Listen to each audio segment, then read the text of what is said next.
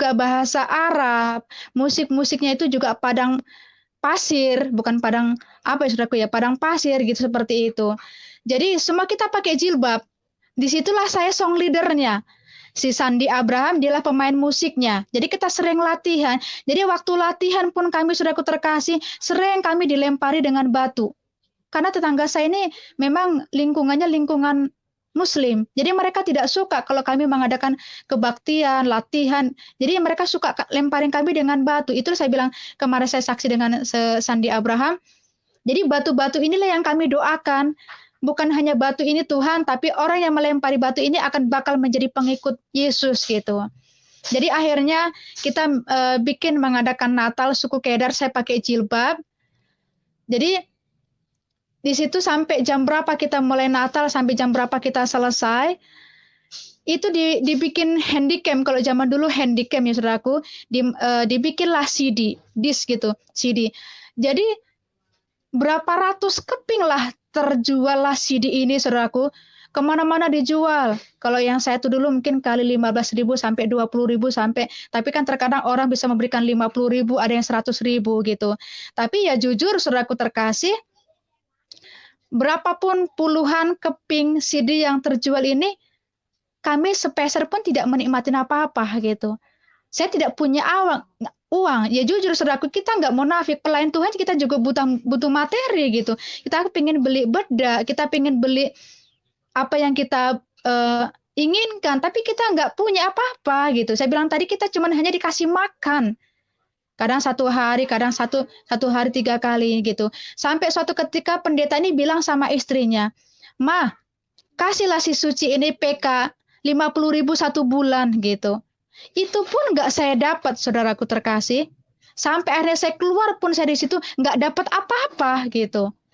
Jadi dari situlah akhirnya sekitar 2003 akhir itu kurang lebih, ataupun awal 2004. Jadi yayasan ini ataupun persekutuan suku Kedar ini mulai pecah. Saya pergi kemana? Si Sandi Abraham pergi kemana, si Rosita pun pergi kemana, yang lain pun pergi kemana, ada yang di Medan, ada yang di Pekanbaru, ada yang di Riau, ada yang di mana-mana saudaraku. Jadi pecah. Dari situlah mungkin kurang lebih saya mulai lost contact dengan sahabat saya Sandi Abraham. Akhirnya saya melayani ke gereja kembali. Tapi disitulah saudaraku terkasih, sahabat, penderitaan saya mengikut Tuhan itu nggak sampai di situ gitu.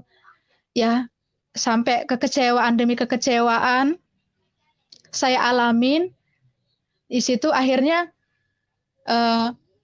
sekitar tahun 2004 awal atau pertengahan saudaraku, saya sempat pulang ke kampung karena saya udah berapa tahun itu lost contact dengan keluarga. Jadi akhirnya keluarga saya, abang saya itu mencari saya di Medan. Karena mereka mendengar informasi bahwasanya saya itu masuk ke Kristen gitu. Jadi mereka tidak senang gitu. Akhirnya abang saya itu mencari saya itu di Medan, maksud saya mau dibawa pulang. Jadi akhirnya waktu saya pulang,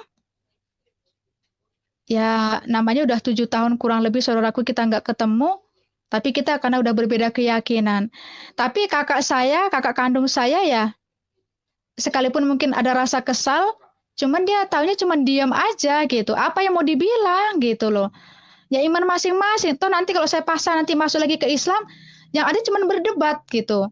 Akhirnya abang kandung inilah waktu jam 6:30 waktunya sholat maghrib. Kakak saya bilang, ayo masuk sholat, katanya gitu. Yang lain udah pada masuk semuanya. Abang saya inilah yang tidak mau masuk ke rumah. Dia tidak puas sebelum dia ngomong sama saya. Akhirnya karena saya mau masuk, saya dipanggil. Jangan dulu masuk ke rumah. Saya mau ngomong, katanya gitu. Mau ngomong apa? Ada yang mau saya bilang, katanya gitu. Jadi akhirnya abang saya itu bilang dia sudah mencari saya di Medan, tidak mendapatkan, bla bla bla bla gitulah. Pokoknya dia tidak suka, intinya saya itu masuk ke Kristen. Karena Kristen itu kafir dan lain sebagainya gitulah saudaraku terkasih. Jadi saya cuman bilang satu sedikit jawaban sama abang saya. Kota Medan itu luas, Bang. Kalau abang mencari saya, Kalau tidak tahu alamatnya, itu tidak akan pernah sampai, nggak akan pernah ketemu. Begitu juga lah kalau kita ke sorga, kalau kita nggak tahu jalannya, sampai kapanpun kita nggak akan pernah sampai ke sorga. Disitulah akhirnya makin marah dia, saudaraku terkasih sahabat, makin emosi dia bilang, iyalah sekarang kau sudah pintar kau melawan, udah banyak kau ngomong, katanya gitu. Karena apa, saudaraku? Saya sebenarnya tipe orang yang tidak banyak ngomong. Apalagi abang saya itu yang di pesantren itu lebih parah lagi, saudaraku. Bisa mungkin ketemu kita papasan di tengah jalan, cuman senyum aja. Karena kami memang sama-sama nggak hobi ngomong gitu. Tapi karena saya mulai mengenal pribadi Yesus ini kan kita tuntut harus bisa banyak ngomong gitu. Jadi perbendaharaan itu, pengetahuan itu makin bertambah. Itulah hebatnya di dalam kita ikut Tuhan itu, saudaraku. Ikut Yesus itu, apa yang tidak kita punya, kita punya. Apa yang kita inginkan, Tuhan kasih. Apa yang enggak kita mengerti, Tuhan kasih jawaban gitu. Jadi situlah akhirnya, saudaraku terkasih, karena abang saya emosi, marah, akhirnya dia pulang ke rumahnya. Saya masuk ke rumah kakak saya. Jadi waktu saya malam, jam 12 malam itu tiba-tiba abang kandung saya itu datang ke rumah saya, ke rumah kakak saya. Kenapa, saudaraku? Rupanya abang saya ini ingat, dulu dia pernah pinjam uang sama saya waktu saya masih Islam. Dia janji nanti akan saya pulangkan. Jadi karena saya datang dalam keadaan saya udah agamanya berbeda, jadi dia berpikir, dulu saya punya hutang, saya harus saya bayarlah utang ini. Karena agama kami sudah berbeda. Dia sudah kemana, saya ke sini. Dia udah sesat. Itulah bahasa-bahasanya, saudaraku terkasih. Sahabat, cuman ya saya diam aja. Jadi dari situlah akhirnya hutang yang udah sekian puluh tahun, dia karena saya udah berbeda agama, dipulangkanlah uang tadi. Ini uang saya, ini hutang saya dulu, saya bayar, udah lunas. Jadi tidak ada lagi saya hutang, kata abang saya. Datang kakak saya pun mikir juga, iya juga ya. Ada utangku nggak sama adikku ya? Karena kami udah berbeda agama, katanya gitu. Kita udah berbeda jalannya. Jadi kakak saya pun satu malam tuh nggak bisa tidur. Dia inget-inget, ada nggak utang saya sama adik saya ya? Jadi malam itu juga, saudaraku, hutang mereka itu dibayar sama saya. Dalam hati saya, puji Tuhan, saudaraku. Saya tidak punya uang, mereka kasih uang untuk saya, dan itu berkat bagi saya gitu. Jadi waktu saya tinggal di Aceh itu, waktu saya pulang, saya berdoa, saudaraku, Tuhan, anakmu sedang datang ke kampung halaman. Tunjukkanlah kuasamu. Tunjukkanlah mujizatmu Tuhan, bahwasanya kebenaran Tuhan sedang datang di dalam kegelapan. Biar yang kegelapan itu bisa melihat terang yang dari Tuhan. Jadi di kampung saya ini, saudaraku, sudah berapa bulan tidak datang hujan. Sampai mereka nggak bisa cocok tanam, karena tanah itu sudah pecah-pecah karena saking keringnya, saking kemaraunya. Dari situlah akhirnya saya berdoa, Tuhan, Tuhan Yesus, tunjukkanlah kuasamu. Tunjukkanlah keajaibanmu Tuhan, bahwasanya aku datang membawa terang, membawa kebenaran kepada keluargaku. Tapi dari situ, saudaraku terkasih, akhirnya datang hujan. Dan hujan itu sangat lebat yang tidak pernah terjadi. Malam itu juga terjadi, dari mulai sekitar jam 3 sampai malam. Maaf cakap, saudaraku, sampai genset masjid pun kesambar petir. Gambar-gambar yang berbentuk masjid itu pun jatuh. Jadi banyak yang kayak apa ya, kayak kesambar petir gitulah, saudaraku terkasih, sahabat. Saya juga nggak ngerti. Sampai ada tetangga saya itu bilang begini, iya tadi memang di ladang juga seperti itu. Saya lihat petirnya tuh suaranya itu luar biasa, sampai seperti ada api berkelompok. Waktu ada petir, api itu berkelompok pindah ke sana, pindah ke sini. Seperti itu, saudaraku terkasih. Jadi orang ketakutan gitu. Cuman kakak saya bilang, kenapa ya dek, kok tumben hujannya seperti itu? Nggak pernah sejarahnya hujan itu seperti ini. Saya cuman bilang sama kakak saya, nggak apa-apa, nggak usah takut, saya bilang seperti itu. Nah dari situlah akhirnya, saudaraku terkasih, kita udah komunikasi dengan keluarga, sekalipun saya sampai detik ini, saya pro dan kontra dengan abang saya. Kenapa? Karena abang saya tidak pernah terima saya menjadi orang Kristen. Cuman kalau kakak saya, karena kami tinggal 3 orang lagi, kakak saya yang pertama, kakak saya yang kedua, sama abang saya yang ketiga. Jadi abang saya yang di Jawa itu dia sudah meninggal, saudaraku terkasih, udah dipanggil Tuhan. Karena memang sebelumnya saya selalu berdoa, Tuhan, Tuhan Yesus, aku kepingin, kebetulan karena abang saya yang di Jawa ini kan masih lajang, saudaraku terkasih. Jadi saya kepingin bisa menarik dia, tapi Tuhan nggak izinkan gitu. Jadi akhirnya saya dengan 3 laki bersaudara ini, abang saya sama kakak saya. Kalau kakak saya yang pertama, ya mereka open, dia tidak bisa memaksakan karena iman masing-masing, dia masih netral. Tapi kalau kakak saya yang kedua, kita selalu berperang gitu. Kenapa? Saling dia selalu mengejek saya gitu. Kristen ngapain ini ikut Kristen, nggak bener, orang Kristen kok diikutin, nah, begitu begitulah saudaraku. Jadi sampai kakak saya itu selalu bilang begini, kalau saya nanti masuk ke surga, kalau kau teriak-teriak sama aku, tak akan mau aku menolong kau, kata kakak saya ini. Saya cuma ketawa-ketawa saja gitu. Dia selalu diulang lagi. Pokoknya nanti kalau aku masuk surga, tak mau lagi aku menolong kamu, katanya gitu. Ya, kita lihat aja lah siapa yang duluan masuk surga, saya bilang gitu. Entah yang duluan saya masuk surga, kamu jadi tetangga surga, kita nggak tahu, saya bilang begitu. Cuma saya tidak mau terlalu banyak bicara, karena berbicara dengan orang yang seperti itu tidak ada artinya. Tapi paling tidak kita awali dengan doa, ya tetap kita sampaikan sedikit demi sedikit, Yesus itu siapa, Isa Al-Masih itu siapa, Isa alaihi salam itu siapa. Kalau di Islam ada Nabi yang ke-25, ada Nabi Abraham, ada Ayub, ada Musa, ada Daud. Kenapa di Kristen ada, di Islam ada? Berarti kan tanda tanya, berarti kan tidak jauh dari situ. Sebenarnya kita masih ada ikatan kekeluargaan gitu loh. Jadi situlah akhirnya saudaraku, saya dengan kakak saya itu tidak ketemu, tidak ada titik temu. Tapi kalau sama abang saya yang nomor 3 ini, sampai detik ini jujur, dia tidak mau berbicara sama saya gitu. Biarpun umpamanya lebaran, kalau saya telepon, abang saya tetap tidak mau gitu. Jadi dianggapnya saya itu, ya adik itu sudah hilang, udah mati gitu. Dan dia tidak mau tahu keadaan saya mau bagaimana, dia tidak mau tahu gitu. Tapi dari situ ya udahlah, ya kita tunggu waktunya Tuhan.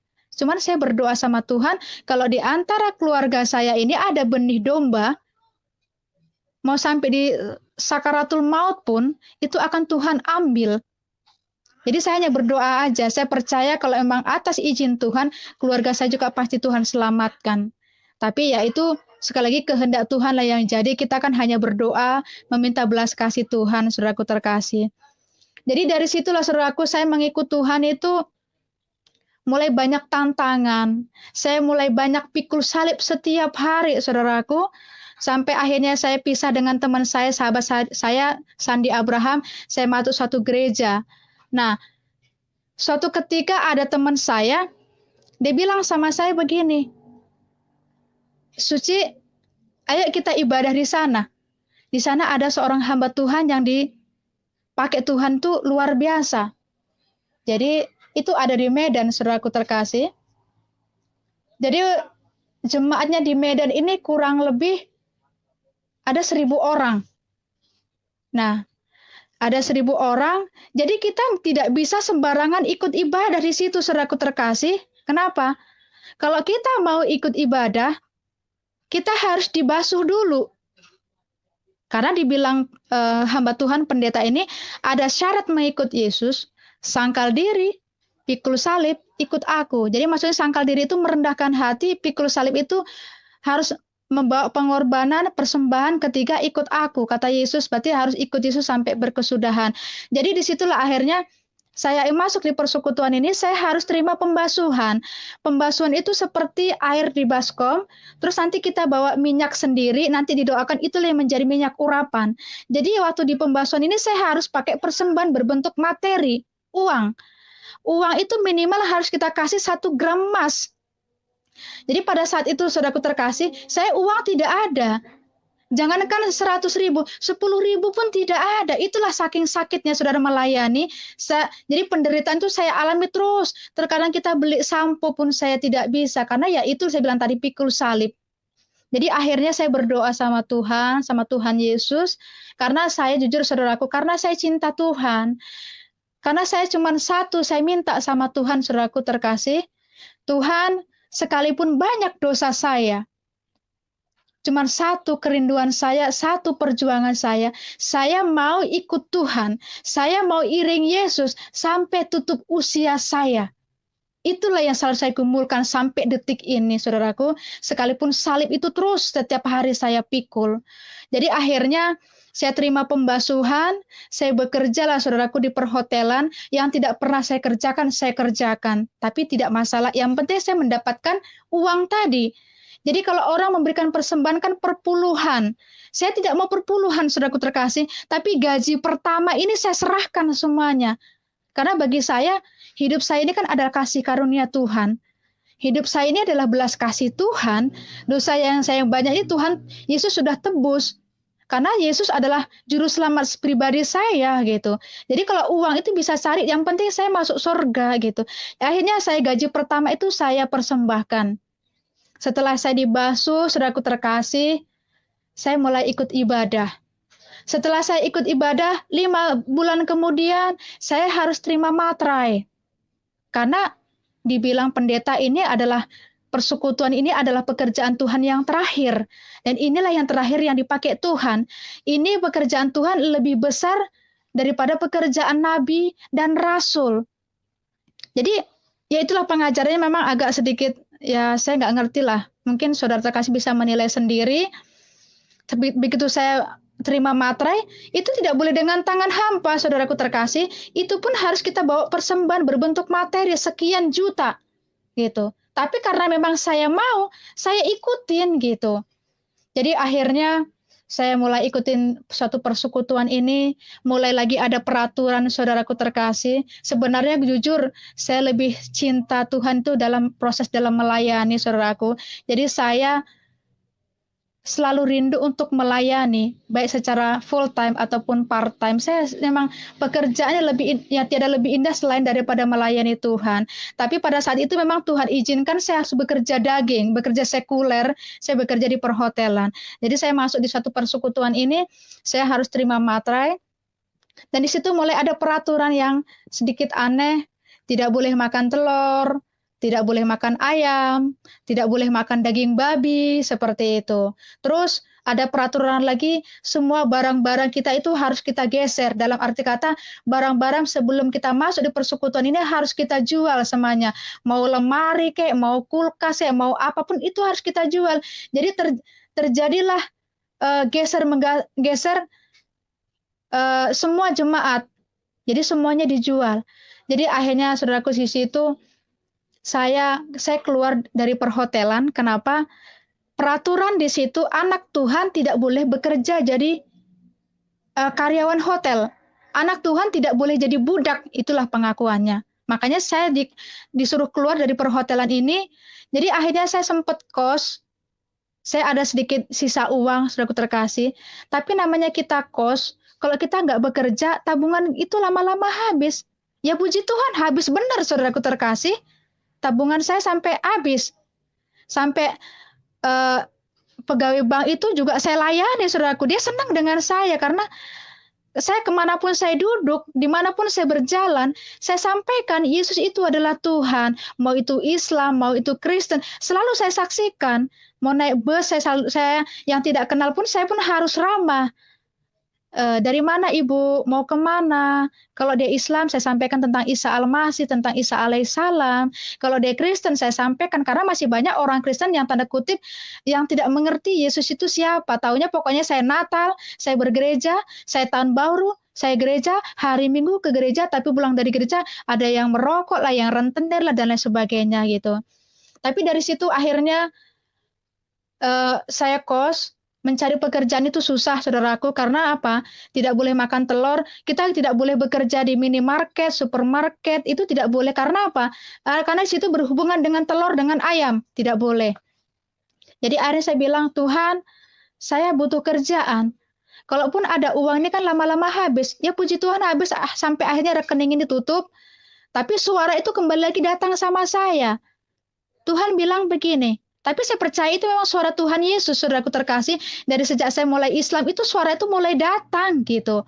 Jadi waktu saya dalam keadaan susah, suara itu bilang begini, pergi kamu ke suatu tempat, bawa nasi, bawa air minum, bawa gunting, bawa ini, bawa ini. Tapi puji Tuhan akhirnya saya dapat pekerjaan.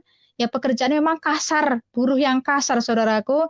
Satu hari dari mulai jam 7 sampai jam 6 sore, pendapatan saya cuma 6.000, 7.000, 10.000. Tapi itu pun saya tetap setia dalam hal perpuluhan. Kalau 10.000, ya 1.000 saya masukkan ke celengan. Sebulan sekali saya bongkar gitu. Jadi akhirnya singkat cerita persekutuan ini pecah.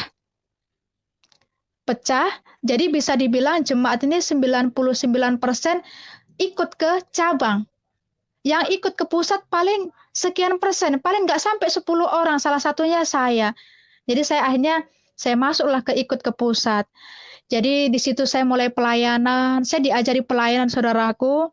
Memang kalau selama ini kan kita hanya dari mimbar, turun mimbar, komsel, seperti itu. Tapi kita di sini diajari kita melayani door to door. Dan itu suatu tantangan bagi saya untuk memberitakan firman. Jadi firman itu ya saya sampaikan tidak hanya kepada orang Kristen, Islam pun saya sampaikan. Karena saya ada basic dari Muslim, ya ketemu dengan orang Islam, saya sampaikan lagi siapa Yesus, siapa itu Isa alaihissalam, seperti itu. Jadi tahun 2009 saya di-rolling lah ke Jakarta. Saya di-rolling ke Jakarta, yang dari Jakarta di-rolling ke Sumatera. Saya mulai masuk pelayanan di sini. Begitu saya disambut sama pendeta saya sempat kaget saudaraku. Saya lihat rumahnya itu kayak istana. Bahkan pilarnya aja itu ada beberapa pilar, kita peluk pun nggak sampai, harus 2 orang gitu. Jadi saya pikir ini rumah atau gereja, tapi itu rumah pribadi gitu. Tapi di situ saudaraku terkasih, memang penderitaan saya, pikul salib saya itu nggak sampai di situ. Bahkan saya masuk di suatu sekte ini, di rumah itu kita dipikir seperti pembantu gitu. Pekerjaan itu, apalagi kalau hari Minggu saudaraku terkasih, kita mengepel rumah itu, karena kebetulan rumah itu kan ada sebagian terbuat dari granit. Granit itu katanya mahal gitu. Jadi kita ngepel itu tidak boleh pakai kayu. Kita harus pakai seperti mungkin saudaraku terkasih pernah menonton film Inem Pelayan Seksi. Begitulah kita harus ngepelnya. Harus semuanya kena. Ngepel itu nggak boleh pakai karbol. Nggak boleh pakai pelicin lantai. Harus pakai sunlight. Nah itu harus kita ngepel sambil jongkok saudaraku. Tidak boleh kelihatan bekas minyak. Bekas nasi yang terpijak itu pun harus dikorek pakai pisau. Jadi saya pikir, Tuhan kok melayani seperti yang terlampau sakit gitu. Jadi kalau kadang ibu pendeta kalau ngomong saya tuh agak kasar. Kalau kerja tuh harus ligat, harus cepat, keluarkan tenaga. Tapi giliran kita makan, saudaraku terkasih, itu dipelototin. Jangan-jangan tambuh dia. Ngambil ikan aja pun dipelototin gitu, saudaraku terkasih. Nah di situ saya dituntut harus membawa jiwa. Saya dituntut sebulan itu saya harus membawa setoran uang. Gitu saudaraku. Jadi kalau saya melayani, saya bawa uang, itu setiap bulan harus saya setorkan sama pendeta. Nah dari situ saya mulai ada ketekanan batin saudaraku. Saya mulai tidak nyaman karena luar biasa capeknya saudaraku. Tidak boleh, meja itu kan nanti kita dipegang gini, ada nggak debunya? Jadi seperti itu. Jadi akhirnya saya makin stres, semakin dapat tekanan.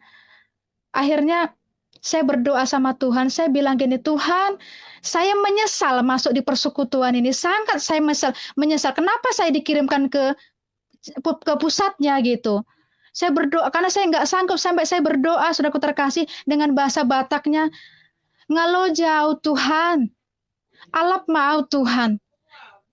Bahasa Indonesianya, sudah capek aku Tuhan, sudah lelah aku Tuhan, ambillah nyawaku. Karena saya tidak sanggup tinggal di pelayanan seperti ini, ketekanan demi ketekanan saudaraku terkasih. Kenapa? Saya harus terima pemutusan dosa. Saya harus terima kuasa. Itu pun saya harus pakai uang sekian juta. Padahal uang tidak ada. Setiap bulan itu saya dapat PK itu paling hanya 200. 200.000. 200.000 itu pun saya setiap bulan tuh harus tumpang tangan pakai uang.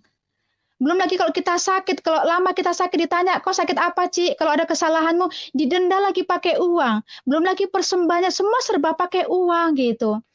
Jadi suatu ketika saya cerita karena beban saya nggak sanggup ini, saudaraku, saya cerita dengan teman dari pihak keluarga ini, pendeta ini, rupanya dari pihak pendeta ini ngadu sama pendeta sama ibu pendeta. Jadi waktu saya mengadu itu malah jadi bumerang bagi saya. Makin tertekan saya, saudaraku. Saya dibentak, saya dimarah, dan nggak sampai di situ. Memang ada kesalahan saya, tapi kesalahan saya itu tidak fatal. Ya memang di hadapan Tuhan besar kecil itu dosa itu sama, dosanya itu beratnya. Tapi tidak seperti yang mereka duga, dosa saya itu bagaimana gitu. Tapi akhirnya apa, saudaraku terkasih? Kata pendeta saya, apa dia bilang? Suci, jual HP-mu. Harus bikin perdamaian. HP ini saya beli cuma harga 500.000, sudah itu pun second. Karena saya nggak punya uang. Saya pengen punya HP Android. Tapi dibilang pendeta itu pun harus dijual. Dan uangnya itu harus dibikin persembahan. Makin menderita lah saya, saudaraku terkasih. Saya berdoa, Tuhan, sampai kapan saya seperti ini? Saya seperti mimpi gitu. Jadi nggak sampai di situ. Suatu ketika ya namanya kita berteman itu, saudaraku, ada saling gesek menggesek. Makanya kalau kita baca firman, besi menajamkan besi. Jadi suatu ketika saya dipanggil sama pendeta, saya disidang karena mereka menuduh saya melakukan kesalahan yang tanpa bukti. Akhirnya saya di kursi depan, pendeta ini sama tim di belakang. Jadi antara satu lawan sekian orang, yang satu masuk ke kuping kiri, yang satu lagi ke kuping kanan. Dicarilah kesalahan saya. Jadi saya bilang sama pendeta, tapi mereka ngomong bahasa Batak. Mulu suci on, mangalo doi bana katanya. Maksudnya gini, si Suci ini orangnya suka apa ya, membantah atau seperti itulah bahasanya kurang lebih. Menjawab. Saya tidak mau menjawab, saudaraku terkasih, tapi saya membela diri karena saya tidak melakukan kesalahan gitu. Tapi akhirnya karena pendeta ini emosi, saudaraku terkasih, diambilnyalah sandal itu, dilemparkanlah ke wajah saya, kenalah ke ini kening saya, sampai saya mau ke belakang, saudaraku. Di situ saya mau menangis pun saya tahan. Saya udah seperti di awan-awan, saudaraku, tidak lagi duduk di tanah gitu. Saya dibentak, saya udah sempat mau diusir. Saya pikir kalau saya keluar dari situ, saya mau kemana? Saya mau kos, saya mau kontrak, uang tidak ada gitu. Tapi ya dari situ, saudaraku terkasih, singkat cerita, saya punya kesalahan itu juga menjadi pelajaran bagi saya. Sebenarnya sekalipun tidak itu fatal, tapi hukuman nggak sampai di situ karena kesalahan itu sampai akhirnya saya ditampar. Pak, sampai itu 6 kali saya ditampar sama pendeta. Tapi saya diam aja, mungkin karena memang saya salah, layak saya terima tamparan. Mungkin itu salib bagi saya gitu. Tapi akhirnya dengan keadaan seperti itu, akhirnya Tuhan buka jalan. Akhirnya pendeta saya bilang begini, Suci, apakah kamu masih mau melayani? Kata pendeta nih. Langsung spontan saya jawab, tidak Bapak, saya mengundurkan diri dari pelayanan. Begitu saya mau ngomong bicara seperti itu, saudaraku, beban yang ditengkuk saya itu lepas. Lepas, merdeka saya. Sangat-sangat merdeka. Dari situlah akhirnya dibilang pendeta ini kan saya kan berasal dari cabang. Jadi saya tidak boleh lagi masuk ke pusat. Hanya sekedar ibadah pun tidak boleh, harus kembali ke cabang. Akhirnya waktu hari Minggu kita ibadah, saya permisi dengan jemaat, bahwasanya saya akan kembali ke cabang, itu ke Medan. Dengan otomatis jemaat ini kan saudaraku terkasih, karena kita berpisah kan ada yang kasih salam saya uang, ada yang 500, ada yang 100, ada 50, ada sekian-sekian. Sampailah dapat saya uang itu kurang lebih 3 juta. Itu pun sampai di rumah ditanya sama pendeta dengan bahasa Batak. Sadia do dapat muna hepengi, berapa kau dapat uangmu itu, Ci? Katanya. 3 juta, Pak. Bah, godang mai. Banyak kali dapatmu ya. Udah bisa lah itu bagi 2. Jadi uang 3 juta ini pun saudaraku diminta lagi 50%. Jadi akhirnya saya kasih tahu sama jemaat, jadi mereka kecewa gitu. Tapi ya puji Tuhan, akhirnya saya pulang. Waktu saya pulang pun saudaraku, baju saya yang dibelikan, saya udah 10 tahun pengabdian di persekutuan itu saudaraku. Semua pekerjaan saya kerjakan, bahkan saya sampai makan pun diperhatikan, saya nggak peduli, yang penting saya tetap melayani, saya bisa membawa jiwa, saya beritakan firman Tuhan. Ya itu saya bilang tadi, tertekan batin, uang pun tidak punya. Tapi ya itulah mungkin itu salib yang saya rasakan, yang harus saya terima karena saya layak. Ya Tuhan yang lebih tahu seberapa dosa saya, tapi saya tetap saya minta belas kasih Tuhan. Jadi baju yang dia belikan selama 10 tahun setiap hari Natal, satu setel pun tidak boleh saya bawa. Sampai saya bilang sama pendeta, Amang, saya bawalah baju Natal ini ya, untuk nanti saya ibadah di sana biar ada baju saya. Itu pun tidak boleh, saudaraku. Rupanya ibu pendeta ini, Pi, jangan dikasih suci bawa baju yang ini, brokat warna ini, dan sebagainya. Nggak dikasih saya bawa baju. Pada 10 tahun saya pengabdian, saudaraku terkasih. Sampai akhirnya ya puji Tuhan, dengan cara seperti itu saya keluarlah dari wadah persekutuan itu. Saya kembalilah ke Medan, tapi saya tetap ibadah di situ. Jadi ya, puji Tuhan, sekitar tahun 2000 ataupun 2000, ya tahun 2020, saudaraku terkasih, saya udah keluar dari situ. Jadi saya keluar dari situ, tapi itulah makin kelihatan, saudaraku, rupanya kalau di pendeta ini selalu mengajarkan kita nggak boleh pacaran. Nanti tunggu orang luar negeri akan datang ke Indonesia. Nanti orang luar negeri akan datang membawa emas, berlian, dan lain sebagainya. Jadi waktu membangun rumah doa di Medan itu seperti istana raja, saudaraku. Jadi jemaat ini pun juga diminta, satu orang 20 juta, 15 juta, dan lain sebagainya gitu. Tapi ya, karena mungkin jemaat itu punya iman untuk membangun gereja itu, ya akhirnya dikasih. Tapi puji Tuhan, ya saya tidak tahu ini entah jalan Tuhan atau penghakiman Tuhan, saya tidak tahu. Akhirnya persekutuan ini hancur total. Baik yang di cabang ataupun yang di pusat, paling hanya sekitar 20 orang, itu pun termasuk keluarga gitu. Jadi situlah saudaraku, bagaimana penderitaan saya mengikul salib, bagaimana saya sebelum mengikut Tuhan, prosesnya itu juga nggak gampang. Awalnya memang saya hadapi keluarga, tantangan keluarga saya itu sangat luar biasa. Belum lagi saya diejek dengan teman-teman saya yang Muslim. Kadang di Facebook juga seperti itu, diejek saya, dihina. Masa Tuhannya orang Kristen 3, katanya gitu. Masa Tuhannya orang Kristen pakai kolor, katanya begitu.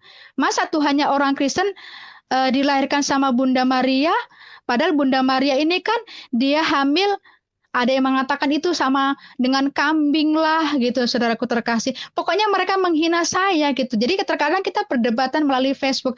Cuman ya saya selalu mencoba menyampaikan, dan saya tidak mau membalas. Karena nanti kalau saya balas dengan pengajaran yang saya tahu Islam saya, pasti mereka sakit hati, pasti mereka marah, sampai mereka mengancam saya. Kalau saya pulang nanti ke Aceh, akan dibunuhlah seperti itu. Tapi ya puji Tuhan, itulah berkat yang saya rasakan. Ya, dan satu juga saya udah keluar dari persekutuan ini, tapi saya ingin tetap rindu untuk bisa melayani Tuhan, baik secara full time. Maaf, saudaraku terkasih, ini agak terganggu kameranya. Ya, jadi disitulah akhirnya puji Tuhan, berkat Tuhan saya udah keluar dari situ. Jadi sekarang juga saya tetap bergumul. Ya, gimana rencana Tuhan, saya ingin tetap melayani, bisa menyaksikan cinta kasih Tuhan. Jadi melalui kesaksian malam ini, saudaraku terkasih, kiranya itu bisa menjadi motivasi, bisa menjadi berkat, menjadi semangat kita untuk lebih setia mengikut Tuhan, melayani Tuhan di setiap saat dan setiap waktu. Jadi sedikit kesaksian saya, kiranya Tuhan Yesus memberkati kita. Shalom.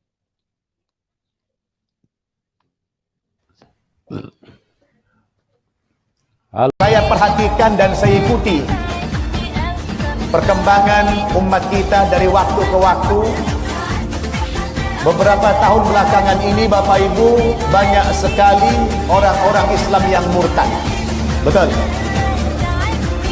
Banyak sekali yang murtad.